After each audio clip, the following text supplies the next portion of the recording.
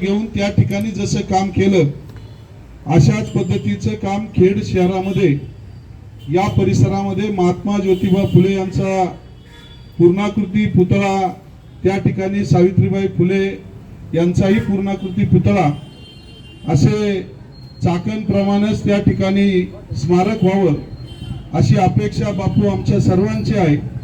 आणि त्यासाठी आपल्या या परिसरामध्ये मग शहराच्या नजीक असेल किंवा सार्वजनिक ठिकाणी त्यामध्ये 4-5 जागा आपल्या चाकणकरांच्या त्या ठिकाणी परवा एका बागडे आणि बारवकर साखरपुड्याचा कार्यक्रम होता। त्या दिवशी आपले ध्रुवशेठ कानपिळे आणि इतर मंडळी, तुकाराम कांडगे शेठ आणि इतरांची आमची चर्चा आली की अशा पद्धतीने चाकणप्रमाणेच आपण खेडमध्ये सुद्धा या दोनही पूर्णाकृती पुतळ्यांचं अनावरण करावं आणि त्यासाठी सुशोभीकरण असेल, इतर सर्व गोष्टी त्यांनी सांगितल्या की आम्ही आमच्या पातळीवर पूर्ण करू, फक्त शासनाच्या माध्यमातून असेल, आम्हाला एक चांगली जागा या ठिकाणी उपलब्ध करून द्या।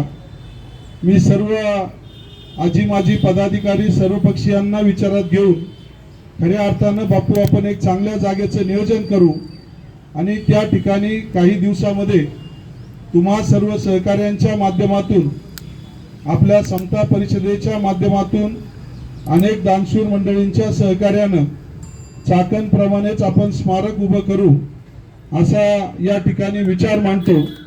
त्याला नक्कीच पूर्ण होईपर्यंत आमचं सहकार्य राहील असा शब्द देतो।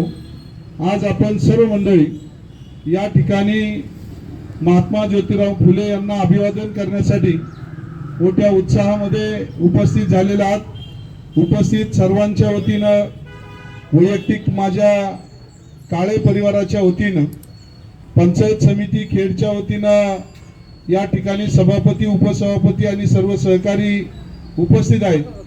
BDO साहेब त्या ठिकाणी आपल्या मुख्यमंत्री महोदयांच्या कार्यक्रमाला पुरंदर तालुक्यामध्ये गेलेले आहेत।